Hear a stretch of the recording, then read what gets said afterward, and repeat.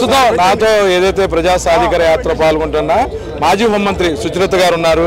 మనం చెప్పండి, మొత్తమే కూడా అమరావతిలో చాలా రోజుల తర్వాత వైఎస్ఆర్సీపీ జెండాలు ఎగురుతున్నాయి. అసలు ఎలా ఉంది పరిస్థితి? మేము కూడా పొద్దునుంచి చూస్తున్నాను, ఎక్కడా కూడాను వైఎస్ఆర్సీపీ గ్రాఫ్ అనేది అమరావతిలో పడలేదనిపిస్తుంది. ఎలా ఉంది?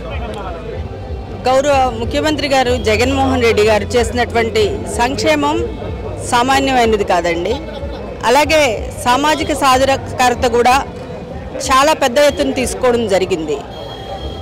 ఏదైతే ఆయన ముఖ్యమంత్రిగా గెలిచిన తర్వాత మొదలుపెట్టినటువంటి మంత్రుల కూర్పు దగ్గర మొదలు పెట్టుకొని తర్వాత ఏదైతే ఎస్సీ ఎస్టీ బీసీ మైనారిటీ సంక్షేమంతో అలాగే మహిళా సాధికారతతో కూడినటువంటి పాలన మొదలుపెట్టారో ప్రతి ఒక్క కుటుంబానికి కూడా లబ్ధి చేకూరినటువంటి అంశం మనందరికీ తెలిసినటువంటి విషయమే.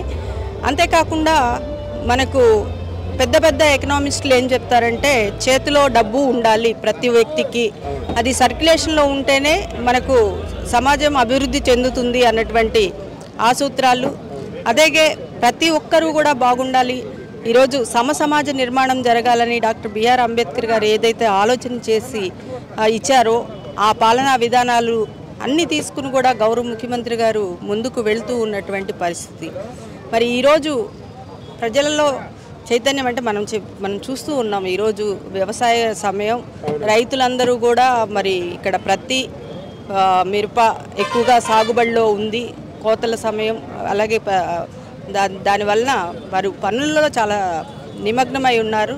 అయినప్పటికీ కూడా ఈరోజు సామాజిక సాధికార బస్సు యాత్రకు వాళ్ళు సంఘీభావం తెలపడానికి ప్రతి గ్రామం నుండి కూడా పెద్ద ఎత్తున తరలి వస్తున్నారు. అంటే చెప్పండి, ఎక్కడా కూడాను ఆ పాజిటివ్ అనేది తగ్గలేదు అమరావతిలో, రైతులు కానీ వాళ్ళందరూ కానీ. ఎందుకని ఇంత రెస్పాన్స్ ఉంది జగన్ గారికి?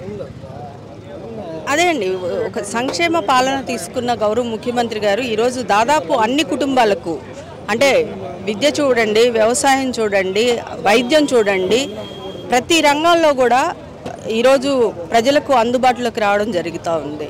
మరి విద్య చూస్తే నాడు నేడు ద్వారా పాఠశాలల్లో మార్పు తీసుకొనివ్వండి, ఈరోజు అమ్మఒడి ఇవ్వండి, గోరుముద్ద దగ్గర నుండి యూనిఫామ్స్ దగ్గర నుండి విద్యా విధానంలో ఒక విప్లవాత్మక మార్పులు తీసుకురావడం జరిగింది.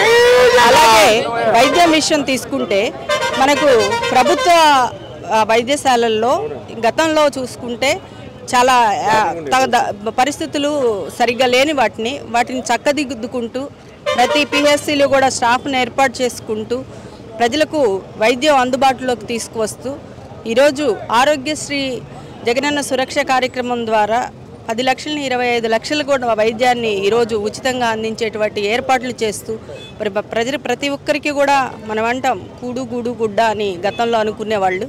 ఇప్పుడు అలాంటిది గూడు, ప్రతి ఎవరైతే ఇళ్ల స్థలాలు లేవో వాళ్లకు మరి పెద్ద ఎత్తున 31 లక్షల ఇళ్ల స్థలాలు కేటాయించి మళ్ళీ అదేవిధంగా ఇల్లు కట్టించే కార్యక్రమాన్ని కూడా గౌరవ ముఖ్యమంత్రి గారు తీసుకోవడం జరిగింది.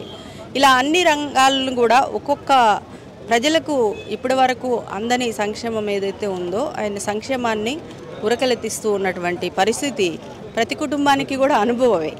సో అవన్నీ కలిసి వచ్చే అంశాలండి ప్రభుత్వానికి. మొత్తమే కూడాను అమరావతిలో వైసీపీ జెండా రెపరెపలు ఏమాత్రం కూడా తగ్గలేదంటే నిదర్శనం ఈరోజు సాధికారికత బస్సు యాత్ర అని చెప్పొచ్చు. వీడియో జర్నలిస్ట్ విజయ్ కలిసి తాడికొండ నుంచి అబ్దుల్ అలీం, ఐడ్రీమ్ కోసం.